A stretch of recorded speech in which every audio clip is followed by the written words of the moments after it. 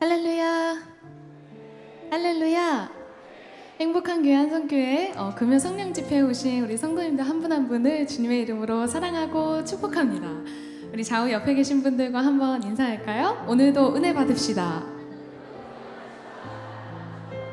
한 번 더 인사하겠습니다. 오늘도 은혜 받읍시다. 네. 하나님의 그 은혜가 오늘 이곳에 준비되어 있습니다. 우리의 마음이 준비되어 있는지 살펴볼 수 있는 예배가 되기를 원하고, 오늘 그 준비된 은혜를 꼭 취하셔서 우리의 삶 가운데 넉넉하게 베푸시는 주님의 그 은혜를 꼭 누리실 수 있으면 좋겠습니다. 아멘. 아멘. 오늘도 우리에게 충만한 은혜로 부어주실 주님을 찬양하며 함께 일어나서 주님 앞에 찬양하며 나아가겠습니다.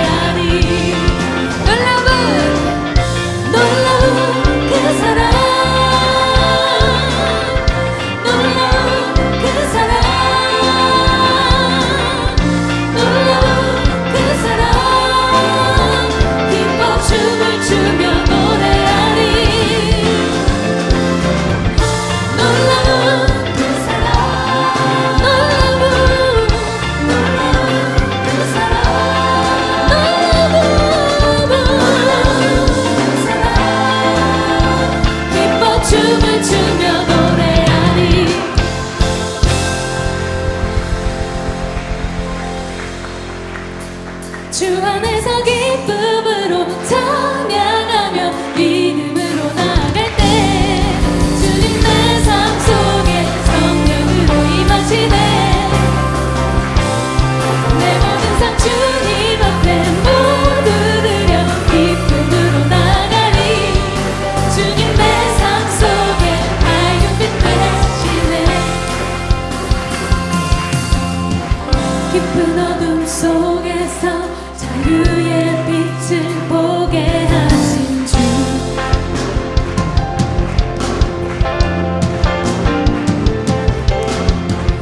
눈을 뜨게 하시고 꽃같은 마음을 열어주신 주,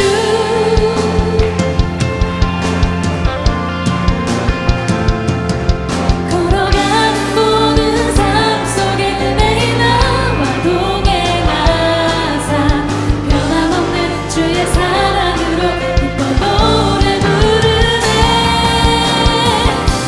주 안에서 기쁨으로 찬양하며 믿음으로 나갈 때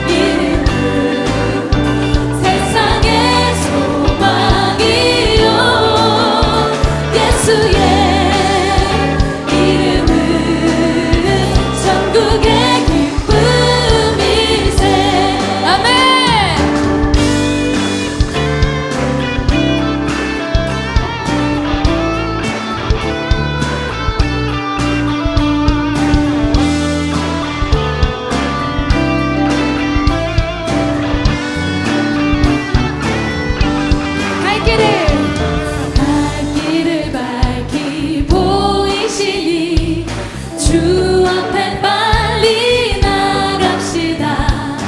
우리를 찾는 구주 예수 곧 오라 하시네. 죄악 벗은 우리 영혼은 기뻐 뛰며 주를 보겠네. 하늘에 계신 주 예수를 영원히 섬기리.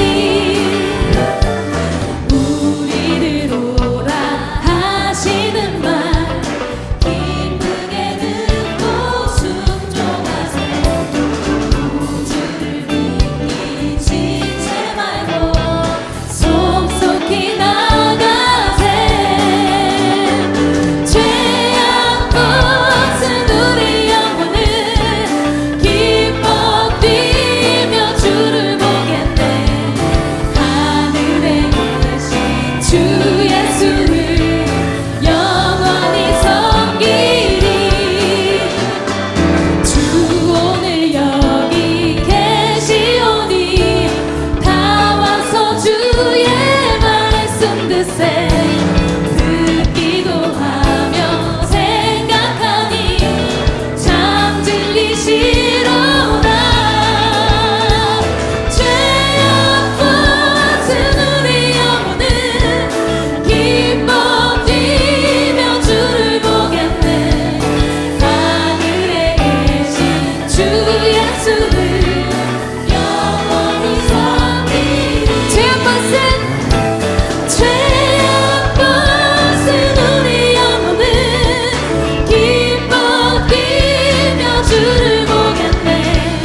하늘에 계신 주 예수를 영원히 섬기리. 죄악 벗은 우리 영혼은 기뻐 뛰며 주를 보겠네. 하늘에 계신 주 예수를 영원히 섬기리. 죄악 벗은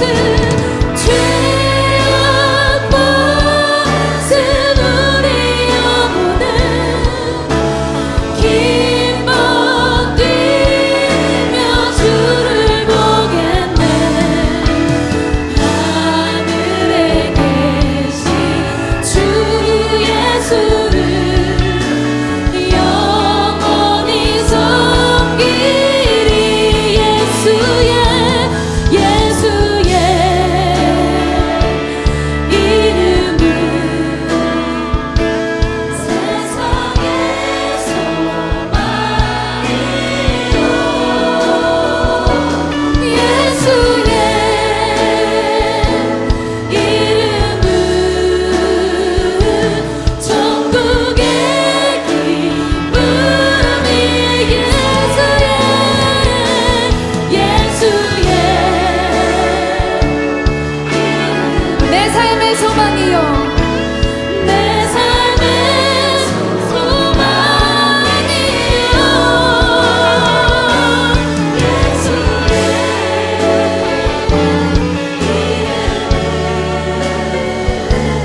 내 삶의 기쁨이세. 예수의 이름은 내 삶의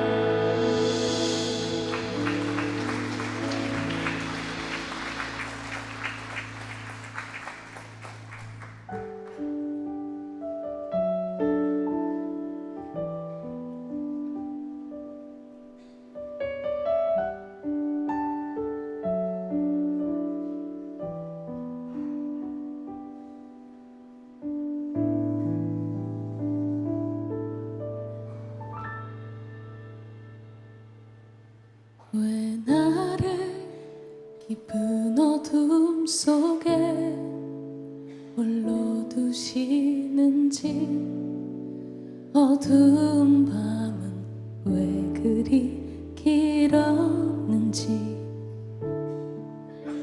나를 고독하게, 나를 낮아지게, 세상 어디도 기댈 곳이 없게 하셨네.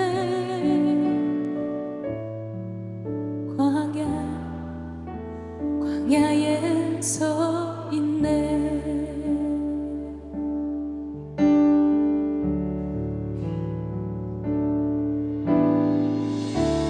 주님만 내 도움이, 주님만 내 빛이 되시는, 주님만 내 친구 되시,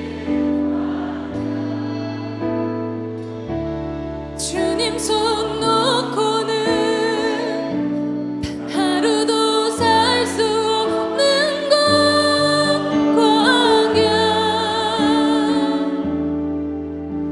광야에 서 있네.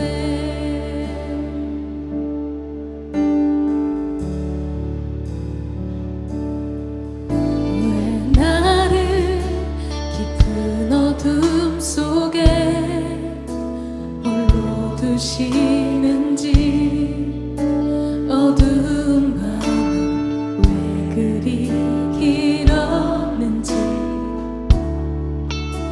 나를 고독하게, 나를 낮아지게, 세상 어디 기댈 곳이 없게 하셨네.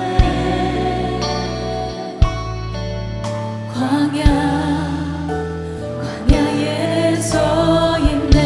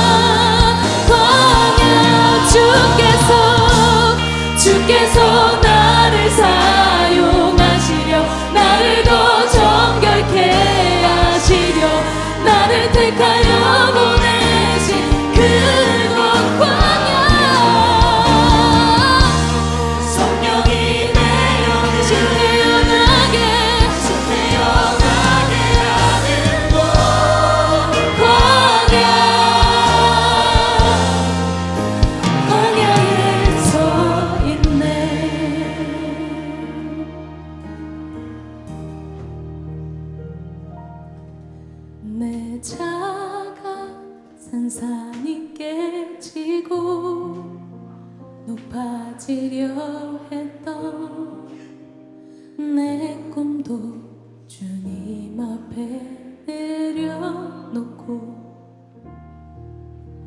오직 주님 뜻만 이루어지기를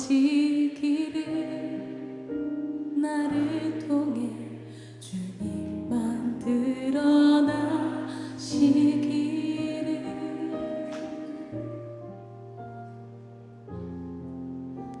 광야를 지나며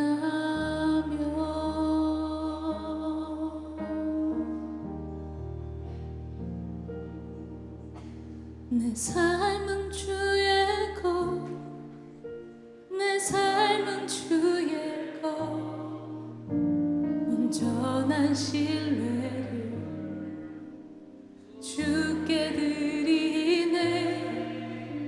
보이지 않아도 믿음으로 걷네. 주 영광 바라보며 주만 따른 내 삶은 주의 것, 내 삶은 주의 것,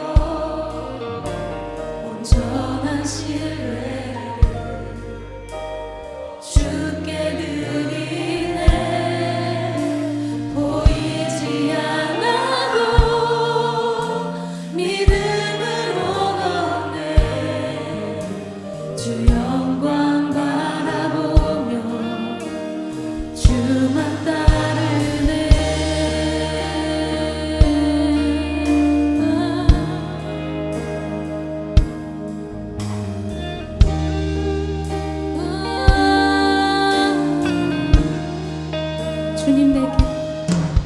주님 내 길을 잘 아시고 내 걸음 아시네. 어둠에서 빛을 내시는 그분을 믿네. 무엇으로 주를 섬길지 어디로 가야 할지 헤매이는 나를 아시고 주님 내 길을 잘 아시고 주님 내 길을 잘 아시고 내 걸음 아시네. 어둠에서 빛을 내시는 그분을 믿네. 무엇으로 주를 섬길지 어디로 가야 할지 헤매이는 나를 아시고 길을 여시네. 내 삶은 주의 것, 내 삶은 주의 것, 온전한 신뢰를 주께 드리네. 보이지 않아도 믿음으로 걷네. 주 영광 바라보며 주만 따른 내 삶은 주의 것, 내 삶은 주의 것, 온전한 신뢰를 주께 드리네. 보이지 않아도 믿음으로 걷네. 주 영광 바라보며 주만 따르네. 좁은 길을 따르라. 좁은 길을 따르라. 승리의 주 영원한 생명 되시네. 고난 중에 순종을 배워가며 너의 모든 삶 맡겨드리라. 좁은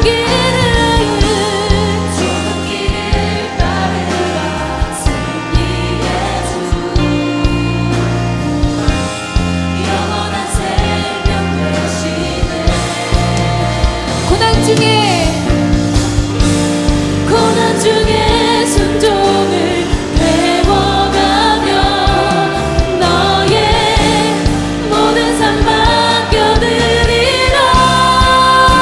내 삶은 주의 것, 내 삶은 주의 것. 아멘. 주께 드리네. 보이지 않아도 믿음으로 걷네.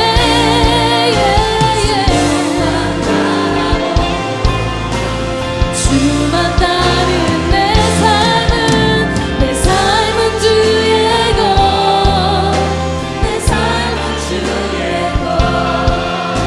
온전한 신뢰를 주께 드리네. 보이지 않아도 믿음으로 걷네.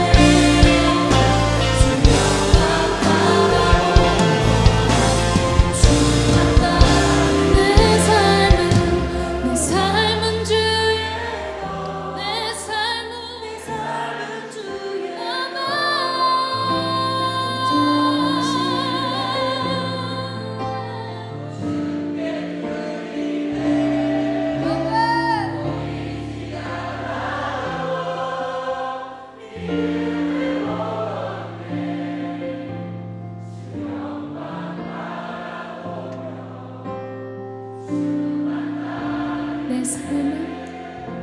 내 삶은 주의 것.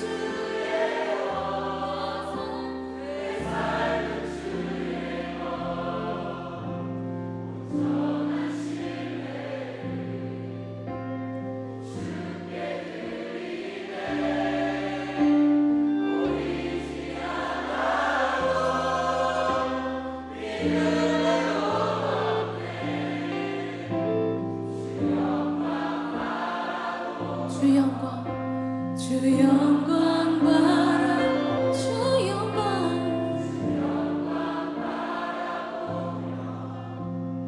주만 따르네.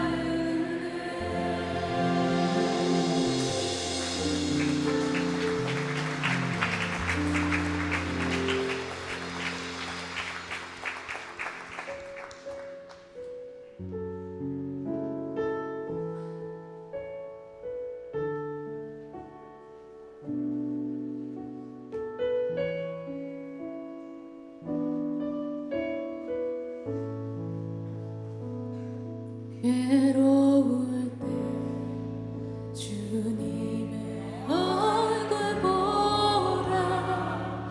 평화의 주님 바라보아라. 세상에서 시달린 친구들아, 위로의 주님 바라보아라.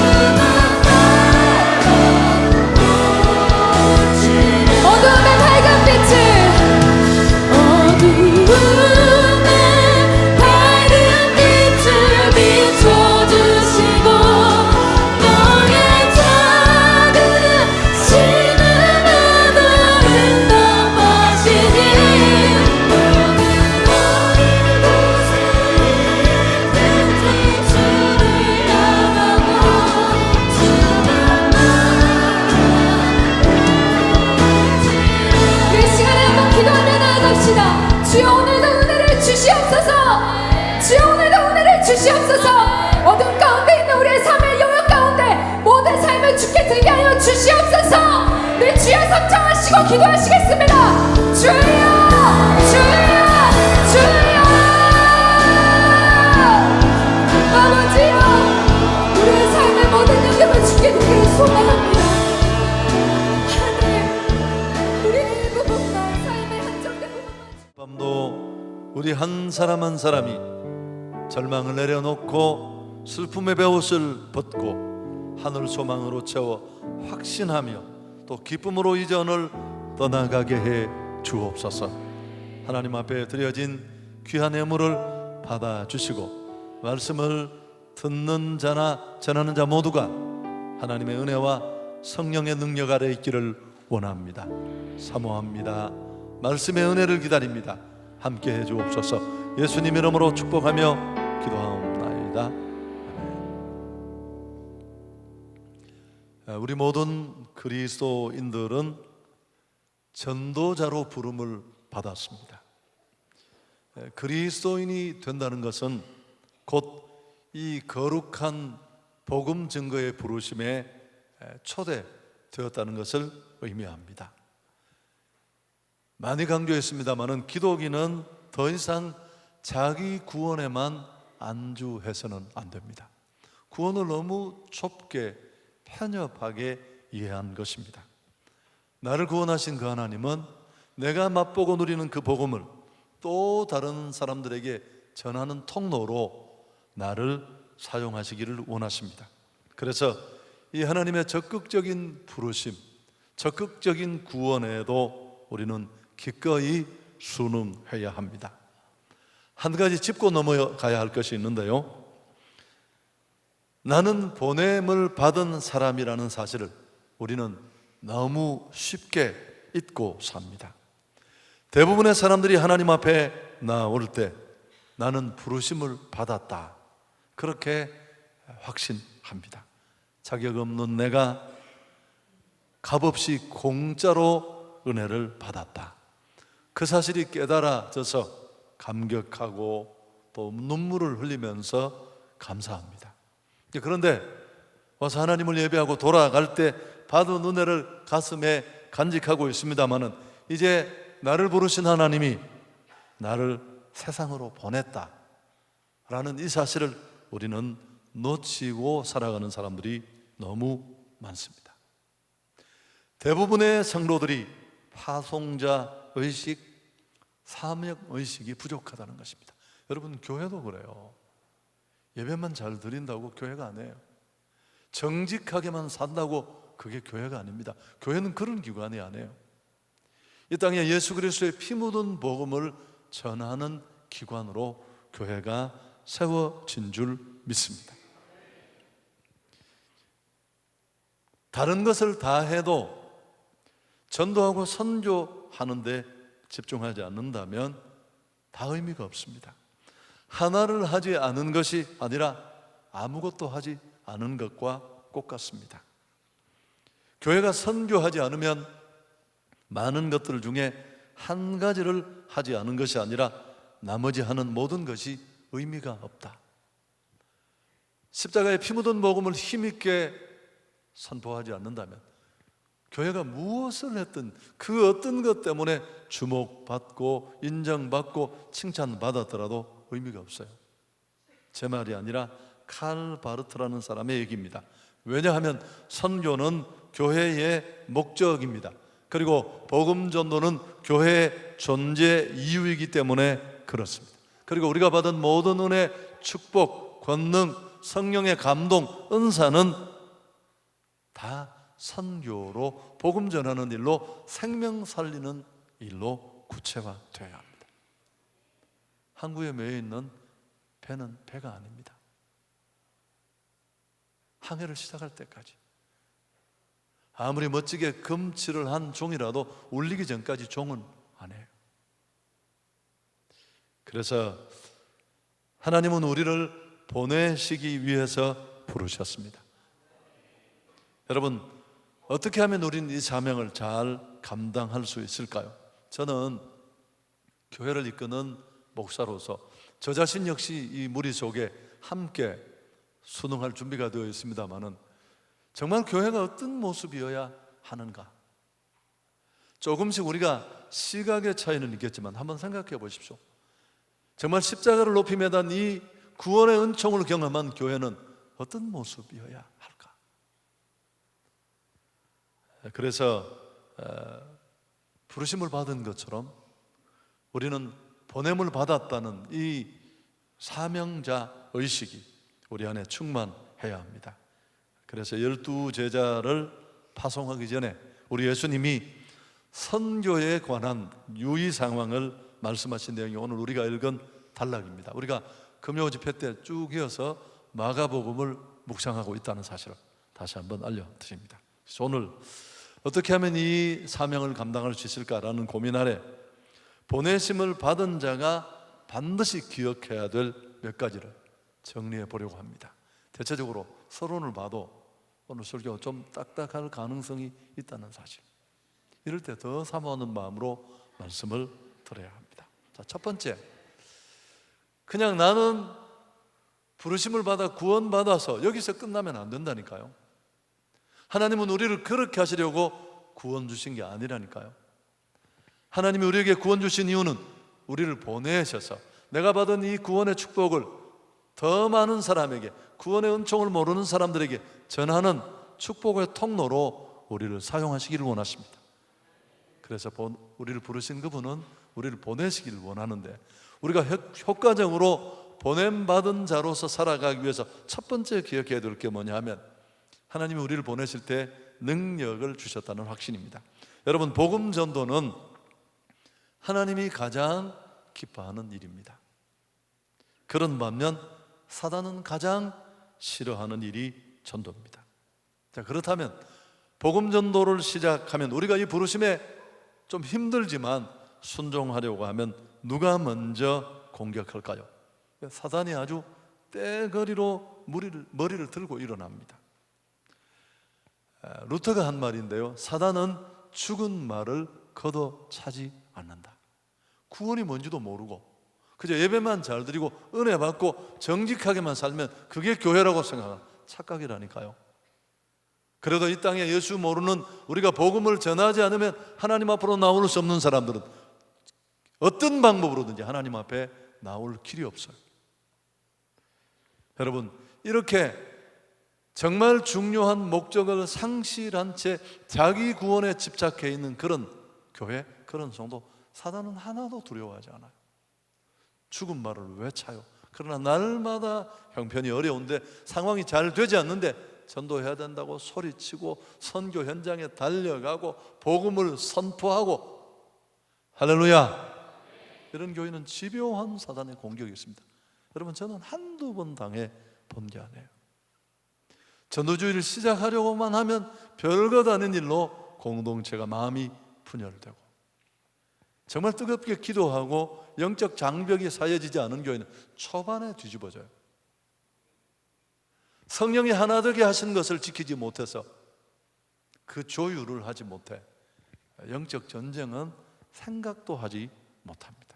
그래서 예수께서는 오늘 이런 영적 배경을 아시기에 제자들을 둘씩 짝지어 보내면서 오늘 7절 보십시오. 함께 읽습니다. 12제자를 부르사 둘씩 보내시며 더러운 귀신을 제어하는 권능을 주셨다. 그래서 넉넉히 우리가 하나님이 우리에게 기대하시는 이 더 적극적인 구원의 부르심을 순응할 수 있는 그런 권능을 우리에게 주셨습니다. 기독인의 인생은 놀이터가 아니고 싸움터입니다.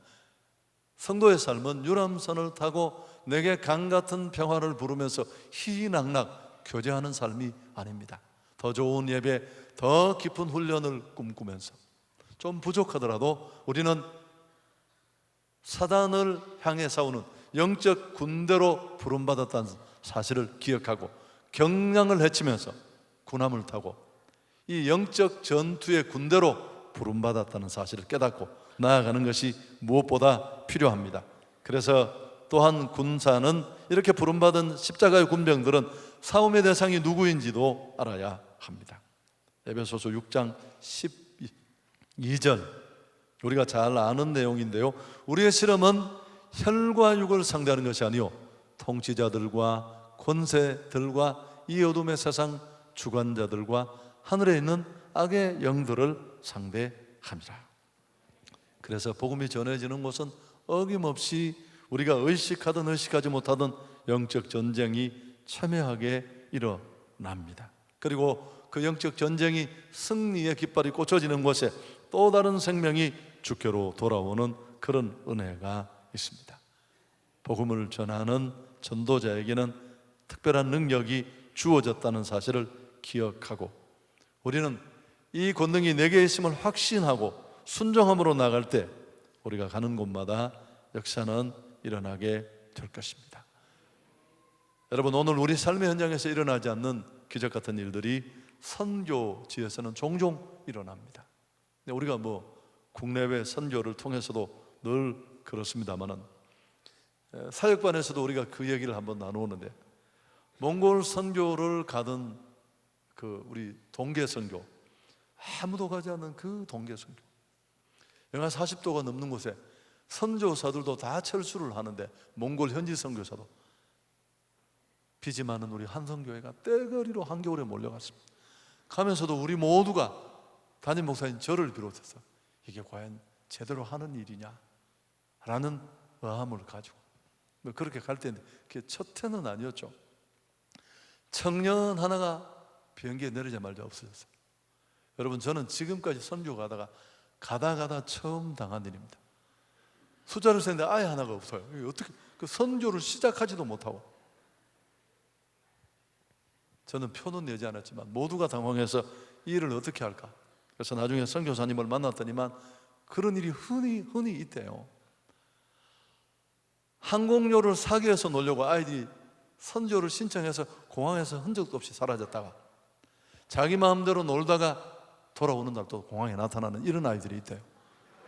참 저는 상상할 수도 없는 일이었습니다만, 여러분, 더 놀라운 일은 우리가 함께 기도해서 그 아이가 묵고 있는 여관인지 숙소를 찾아가서 걔를 잡아왔습니다. 여러분, 이건 그냥 인간적으로 보면 몽골이 원체 좁으니까, 여러분, 아무리 좁아도 나라인데 그 나라의 수도인데 어떻게 그 아이를 찾을 수 있겠습니까? 하나님은 그렇게 우리를 또 힘을 주셨고, 몽골 선교를 하면서 받은 그 은혜는 이루 말할 수 없습니다. 여러분에게 반복했습니다만 기적같이 은혜를 베풀어 주시고 800명도 모일 수 없다는 그 공간에 4200석이 30분 만에 가득 차고 또 그에 준하는 사람들이 그 추위 속에 기다리고, 선교사님이 제게 뭐라고 했습니까? 목사님, 흥분하시면 절대 안 되고 어떤 경우에도 콜링하지 마십시오. 폭동이 일어날 가능성이 대단히 높습니다. 정말 초청하고 싶으면 그냥 손만 이렇게 들라고 얘기를 하래요. 제가 머리가 나빠서 잊어버렸습니다. 그걸 전 설교하다가 잊어버렸어요. 여러분, 정말 어쨌든 그날 1000명은 넘었습니다. 그 콜링을 듣고 일어선 사람들이. 그 이후에 몽골 선교 역사에도 없는 그 동계 선교를 우리가 매년 1월 4회, 5회 계속 해왔던 일들을 우리 모두가 기억하고 있습니다. 복음 전하는 일이 여전히 우리에게는 부담이고 매번 선교 현장 전도 자리로 갈 때마다 주저되고 이렇게 떠드는 저조차도 참 염려하고 고민이 될 때 많습니다. 그러나 오늘 복음을 향해 나아가는 자에게 하나님이 주신 이 은혜와 약속을 믿고 우리는 달려가야 할 줄 믿습니다. 누가복음 10장 19절, 오늘도 복음을 들고 나가는 자에게 하나님은 동일한 약속을 주셨습니다. 함께 읽습니다. 내가 너희에게 뱀과 전갈을 밟으며 원수의 모든 능력을 제어할 권능을 주었으니 너희를 해할 자가 결코 없으리라.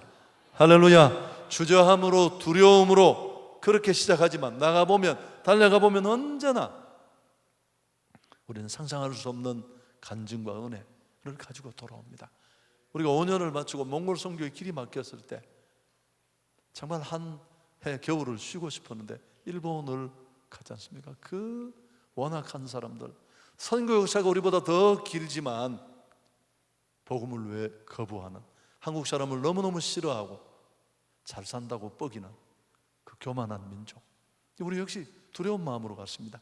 길게 얘기하지 않습니다. 여전히 하나님은 똑같은 은혜를 그 후쿠오카에서도 허락해 주셨습니다. 자, 두 번째, 우리가 오늘 보냄을 받은, 부름받은 자일 뿐만 아니라 보냄을 받은 자로서의 사명을 감당하기 위해서 우리에게 꼭 필요한 또 한 가지는 전적인 신뢰입니다. 내게 권능이 주어졌다는 것을 믿을 뿐만 아니라 하나님이 보내신 나를 끝까지 지키시고 함께 하신다는 하나님을 향한 전적인 신뢰가 전도자, 복음 전도자에게는 꼭 필요합니다. 무엇이든지 의지하지 말고 주만 바라보아야 합니다. 그럴 때 생명이 주께로 돌아오는 기적을 우리는 보게 될 것입니다. 왜냐하면 한 사람이 주께로 돌아오는 구원의 은혜는 완전히 하나님의 일입니다. 8절을 보시면 명하시되 여행을 위하여 지팡이 외에는 양식이나 배낭이나 전대 돈이나 아무것도 가지지 말며. 선교 여행을 떠나는 제자들에게 주님이 지팡이만 가져가라고 했습니다. 9절을 보면 한 가지가 더 나오는데요, 신만 신고 두 벌 옷도 입지 말라. 딱 두 가지가 이 전도를 순종해 가는 자들에게 주어졌습니다. 지팡이와 신발이 전부였습니다. 팔레스틴의 지형을 이해하면 이건 더 예산 일이 아니라는 것을 알 수 있습니다. 예루살렘은 언덕 위에 세워진 도시고 해발 750m나 되는 고지대에 건설되었습니다. 사해까지 내려가려면 자그마치 바다보다 더 400m 가까이를 내려가야 되는 세계에서 가장 낮은 곳입니다. 높은 곳과 낮은 곳을 오르내리는 그 사이에는 사막이 있습니다. 그 거친 길을 왕래하려면 지팡이가 필요하고 신발도 꼭 있어야 했을 것입니다. 최소한의 준비를 말씀하는 것입니다. 다른 것은 걱정하지 말라는 겁니다. 나를 믿고 나를 의지하라는 것입니다. 여러분, 우리는 가진 것이 많으면 내가 더 힘있게 당당히 사역하고 복음에 집중할 것처럼 보이지만 사실은 그렇지 않습니다. 우리는 무엇인가가 늘어나면 그게 물질이든 지식이든 권력이든 신앙으로부터 점점 멀어져요. 그래서 그 축복을 견딜 만한 신앙의 근력이 없이 무조건 복을 구하는 건 대단히 위험한 일입니다. 여러분, 누구도 견딜 수 없습니다. 그래서 성도의 삶이 그렇듯이 전도자의 삶은 더더욱 그렇습니다. 여러분, 신학교를 들어가면 대부분의 전도사님, 목사님들이 이런 부분에 철저하게 훈련받습니다. 저는 들어갈 때 일단 등록금이 없었습니다. 첫 번째 기도 제목이 내가 합격을 하면 누군가가 등록금을 보내줘야 합니다. 그래서 그냥 시험을 쳐봤습니다. 그 시험은 쉬운 시험이었어요. 누가 등록금을 보내주어서 제가 신학을 할 수 있었고요. 그 이후에도 수없이 많은 까마귀를 기다렸습니다. 나중에는 총신 들어갈 때 너무너무 어려웠는데 그런 게 다 훈련해요. 까마귀 집이 통째로 우리 집으로 이사를 왔습니다. 그 사실은 자세히 말씀드리지 않겠습니다. 슬플 수 있기 때문에. 여러분, 정말 기댈 만한 상대, 저것 좀 내가 장착하면 목표를 좀 쉽게 하겠다 싶은 것 하나님이 철저하게 다 막았어요. 너무 슬펐습니다. 돌아보면 여러분, 그게 내게 안정을 준 게 아니고 거기 기대었으면 아무것도 못했을 것입니다. 오늘 새벽에 거절된 기도의 축복, 그런 설교를 우리가 월삭 예배에 함께 나누었습니다만은 여러분, 이 시대에 능력이 부족해서 쓰임받지 못한 사람 아무도 없어요. 다 능력이 지나쳐서 까불다가 교만해서 그렇게 넘어져 쓰러져 만신창이가 되어서 버려진 자들이 있을 뿐입니다. 그래서 오늘 아침에 그런 얘기를 함께 나누었습니다. 테너 최승원 교수라는 분의 얘기를 했는데 다리에 장애를 안고 태어난 분입니다. 근데 누가 주기도송을 1000번 부르면 낫는다고 해서 여러분, 얼마나 절실했겠습니까? 1000번을 불렀습니다. 나았을까요? 안 나았습니다. 그래서 10,000번을 부르면 낫겠지 하고 10,000번을 불렀습니다. 우리 딸에게 여기 때문에 나았구나. 안 나았습니다. 여러분, 그렇지만 그분은 병은 치료되지 않았지만 정말 보통 사람과는 다른 마음으로 찬양을 할 수 있는 그런 영성을 얻게 되었습니다. 마침내 그는 뉴욕 메트로폴리탄 오페라 콩쿠르에서 동양인 최초로 우승을 하는, 만일 이런 장애가 없었으면 그 가까이 어쩌면 갈 수도 없었습니다. 그래서 약해서 실패하는 게 아니라 너무 강해서, 교만해서, 더 하나님을 철저히 의지할 때 우리는 강한 자로 거듭나게 될 줄 믿습니다. 바울도 처음에는 철학적 지식과 자기 체험과 인간 지혜로 아덴에서 전도했습니다. 처참하게 실패를 경험하고 하나님과 복음만 의지하게 되었습니다. 깨닫고 난 다음에 고린도전서 2장 4절에서 이렇게 고백했습니다. 내 말과 내 전도함이 설득력 있는 지혜의 말로 하지 아니하고 다만 성령의 나타나심과 능력으로 하여. 그래서 우린 염려하지 말고 하나님께 맡기면 하나님은 언제나 복음을 향해 나아가는 자에게 이런 은혜를 베풀어 주십니다. 전도자는 자신을 절대 신앙의 자리에 세워야 합니다. 하나님 한 분만 끝까지 바라보고 의지하면 하나님이 책임져 주십니다. 저도 CCC 활동을 조금 했습니다마는 여름에 CCC가 한창 잘 나갈 때, 뭐 그렇게 표현해도 되나요? 거지 전도를 가면, 순례 전도를 가면 7, 8일 동안에 돈 다 가져가서 리더가 교회 선교비 줘버리고 먹는 거, 자는 거, 이동하는 거 단 하나도 없어요. 돌아오면 한 끼도 굶지 않습니다. 길에 밭에서 일하는 농부의 새참도 얻어먹고, 또 산골짜기 농어촌 어떤 곳에서 또 고구마를 구워서 주는 아주머니, 다 그렇게 경운기 얻어 타고, 여러분 돌아오면 얼마나 은혜 충만해져서 세상을 어디에 세워두어도 살 수 있을 것 같은 그런 사람으로 바뀌어질 수 있습니다. 여러분, 복음을 위해서 더 온전히 준비하여 정말 하나님이 나를 부르신 것처럼 보내시는 그 보내심의 자리까지 달려갈 수 있는 여러분들이 될 수 있기를 축복합니다. 세 번째, 또 하나 우리에게 이 사명을 감당하기 위해서 필요한 게 환영과 핍박입니다. 이 두 가지가 함께 오는데요, 전도자는 환영과 핍박을 함께 받을 각오를 해야 합니다. 10절 함께 읽습니다. 또 이르시되 어디서든지 누구의 집에 들어가거든 그곳을 떠나기까지 거기 유하라. 복음을 전하고 선교하는 일을 해보면, 목회자도 마찬가지입니다만 어떤 곳에서는 큰 대접을 받고 환영받을 수 있습니다.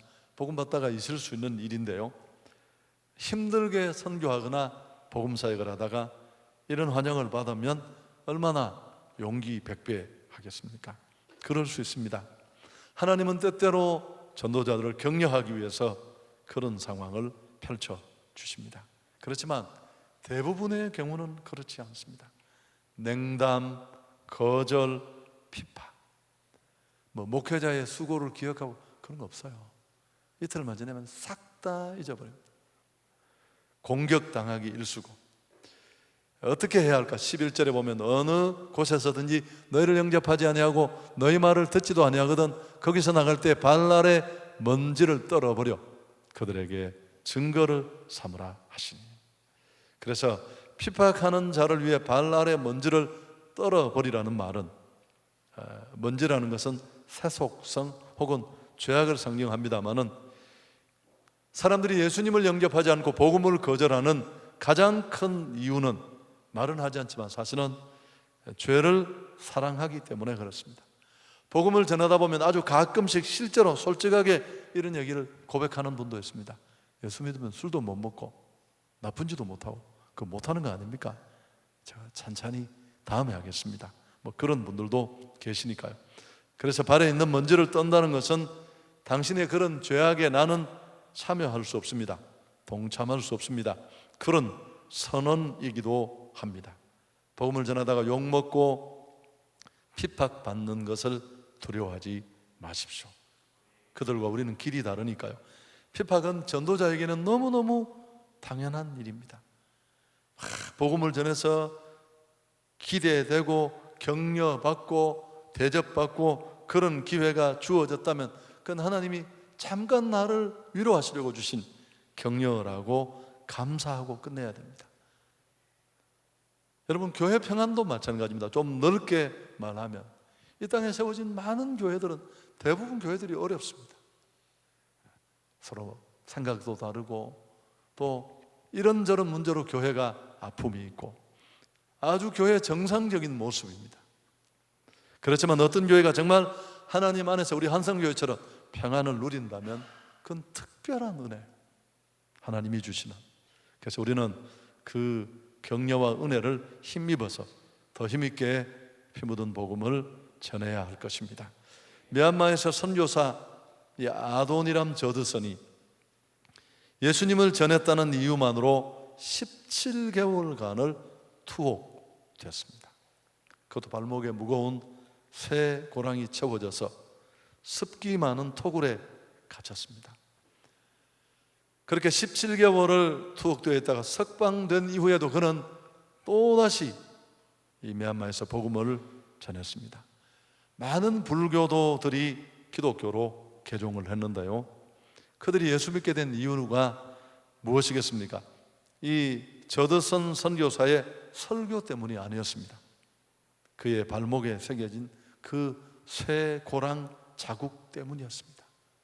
그런 수모, 그런 아픔을 겪으면서도 왜 우리에게 저렇게 간절하게 복음을 전할 수밖에 없는지, 그의 발목에 남겨진 그 고난, 예수의 흔적이 그들로 하여금 교만한 마음을 끊고 주님 앞으로 돌아오게 한 통로가 된 것입니다.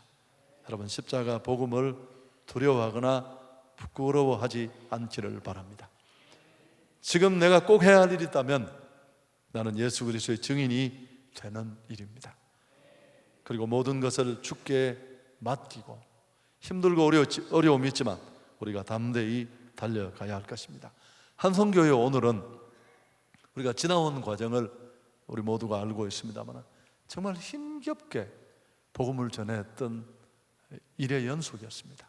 여름도 겨울도 우리 딱 축구대회 한번 한 거 외에는 무슨 개인적으로 모여서 친교 한번 한 적 없이 열심히, 남이 보기에는 어설플지 모르지만 이 교회 아주 본질적인 사명에 충실해 왔습니다. 이제 말씀을 정리하려고 합니다. 오늘 제자들은 이런 부르심과 보내심의 말씀을 순종해서 나아가 선포합니다. 회개하라고. 결과 귀신이 쫓겨나고 병자들이 고침받는 그런 역사가 일어났습니다. 사랑하는 성도 여러분, 복음 전도는 우리가 마땅히 해야 할 일입니다. 우리는 부름 받았을 뿐만 아니라 보내심을 받은 존재라는 사실을 꼭 기억할 수 있기를 바랍니다. 지금까지 교회가 모이는 교회에 집중했다면 이제는 흩어지는 교회가 되어야 합니다. 여러분, 모이는 교회가 어떤 교회입니까? 예수 그리스도를 주님으로 고백하는 믿음입니다. 이 믿음은 언제나 주님을 중심으로 모이게 만듭니다. 모여 기도하고 모여서 찬양하고 모여서 예배하고 또 그 시간에 힘을 얻습니다. 그럼 그 힘으로 뭘 해요? 그 예배와 또 말씀 공부를 통해 받은 은혜와 축복을 뭘 한다는 겁니까? 이제 우리는 흩어지는 교회로 나아가야 합니다. 열심히 모인 성도들이 받은 그 은혜와 사랑, 축복, 권능, 은사를 가지고 세상 가운데로 나아가 복음을 전해야 합니다. 열심히 모여서 믿음에 불이 붙었으면 그 믿음의 힘을 가지고 세상 가운데로 파송을 받아 나아가야 할 줄 믿습니다. 그래서 삶의 현장, 또 생활의 현장, 가정, 선교의 현장으로 담대히 달려가야 할 줄 믿습니다. 오늘도 선교사님 한 분이 만나자고 하는데 사실은 금요일날 제가 개인적으로 만나서는 안 됩니다만 그래서 목을 좀 섰더니 막 목이 더 많이 쉬었는데 저는 이름이 전혀 생각이 나지 않았어요. 잘한다고 하는데 정말 만나고 싶지 않은 마음이었는데 그 어떻게 해요? 그래서 만났더니만 얼굴을 보니까 기억이 나더라고요. 제가 대구서 이제 처음 담임 목사가 되고 우리 청년이 아주 굉장히 많이 숫자적으로 부흥이 됐어요. 그때도 여전히 뭐 여러분 건축상을 속에 교회가 힘이 들고 있었는데 청년부에서 이렇게 청년들이 만 원씩 선교헌금을 내어서 자매 중에 시집 못 가는 자매 하나를 선교사로 보냈습니다. 노처녀에게 네가 선교사 해라. 그래서 보냈던 그 선교사님이 이제 결혼도 하고 또 에녹이라는 정말 믿음 좋은 아들을 데리고 그렇게 와서 제가 이게 목이 쉬는 것도 잊어버리고 설교 준비할 시간도 뒤로 넘겨둔 채 1시간 넘게 함께 얘기를 나누면서 지난날 참 어려웠지만 꿈 같은 그 선교 얘기들을 나눌 수가 있었습니다. 시리아에서 선교하다가 그때 시리아로 보냈는데 시리아가 지금 내전 중이어서 다 선교사들이 다 나왔습니다. 한국인의 여권을 가지고는 들어갈 수 없어서 또 다른 선교지를 준비하면서 잠시 들렀습니다. 여러분 뭐 어떻든 후회 없는 그런 사역이었습니다. 하나님의 능력을 확신하며 나아갈 때 또 그분을 전적으로 신뢰하며 나갈 때 하나님은 반드시 이런 아름다운 결실을 우리에게 주실 줄 믿습니다. 이제 후반기 행축이 시작됩니다. 이번 주에 예비 태신자 목록표가 배부됩니다. 그리고 9월 10일 주일에 태신자를 작정하고 10월 29일 후반기 가을 행축이 있다는 사실, 여러분에게 또 불편한 일이 될지 모르겠습니다. 늘 언제나 조금씩 부담을 안고 또 해야 되나, 여러분만 그럴 것 같아요. 나도 그렇습니다. 여러분 그 일은 해야 할 일인 줄 믿습니다. 때를 얻든지 못 얻든지 오늘 교회가 외치지 않으면, 복음의 은총을 받은 우리가 선포하지 않으면 세상은 예수님을 만날 수 없습니다. 그 복음을 전하는 보냄받은 자로서의 사명을 받은 공동체가 바로 교회 공동체입니다. 끝까지 이 일에 헌신할 수 있는 우리 모든 성도들이 될 수 있기를 축복합니다.